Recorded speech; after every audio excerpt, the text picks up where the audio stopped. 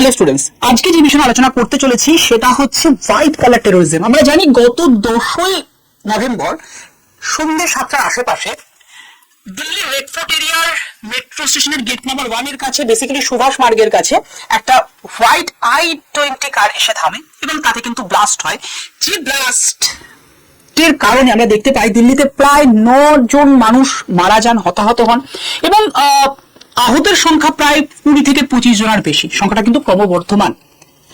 তো এখানে দুটো পয়েন্ট আমাদের বুঝতে হবে। সেই পয়েন্টটা নাম্বার 1, যদি দেখা যায় এই কারটা নিয়ারেস্ট যে ট্রাফিক সেখানে মোটামুটি দাঁড়িয়ে ছিল 3 ঘন্টা আগে থেকে, এবং এই কারটার খুব ইন্টারেস্টিংলি দেখা যাচ্ছে রেজিস্টার্ড কিন্তু ফরিদাবাদে রয়েছে এবং বারবার এই কারটা কিন্তু হস্তান্তরিত হয়েছে এবং এই হস্তান্তরের সাথে লিঙ্ক পাওয়া যাচ্ছে পুলওয়ামার। বুঝতে পারছো তো?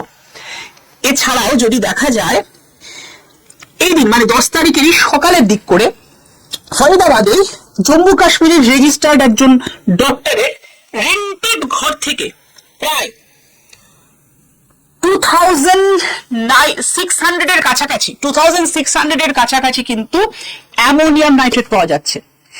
এছাড়া দিল্লিতে প্রায় 360 কিলোর উপরে আরডিএক্স পাওয়া যায়।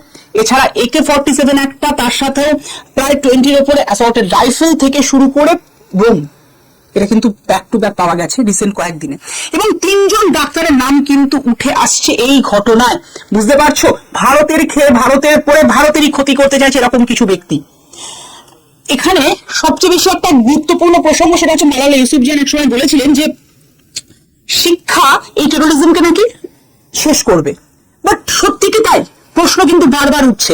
সেটা নয়, অ্যাকচুয়ালি এই শিক্ষার বাইরেও কিছু মানুষের ব্রেন ওয়াশের ক্ষমতা, কিছু মানুষের কিছু কালমিনেশন, যেটা এই শিক্ষাকে ছাপিয়ে যাচ্ছে, যেখানে দাঁড়িয়ে এই পুলওয়ামার থেকেও একটা বিশাল বড় আতঙ্কের কিন্তু প্ল্যান করা হয়েছিল দিল্লিতে। আমরা জানি পুলওয়ামাতে প্রায় 80 কিলো আরডিএক্স পাওয়া গেছিল। দিল্লির সংখ্যাটা তুমি ভেবেই দেখো কি হতে পারতো যদি না এইগুলো ধরা পড়তো আগে থেকে।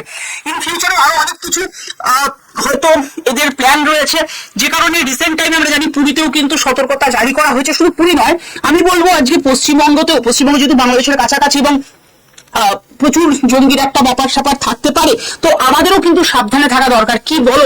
তোমাদের কি মতামত অবশ্যই কমেন্ট বক্সে জানাও। হ্যাঁ, তোমাদের আরো একটা বিষয় বলি যে এই হামলাতে যে 3 জন ডাক্তার জড়িত আছে তাদের নাম তোমরা কমেন্ট বক্সে জানিয়ে দাও। এরকম আরো ইনফরমেশনের জন্য অবশ্যই সাবস্ক্রাইব করে রাখো আড্ডা 24/7 WBCS টপার চ্যানেলকে। এন্ড তোমরা প্রত্যেকদিন সন্ধ্যে 6টায় এই চ্যানেলে ক্লাস করতে কিন্তু চলে এসো। বেস্ট অফ লাক, জয় হিন্দ। দেখা হচ্ছে ক্লাসে তোমাদের প্রত্যেকের সাথে।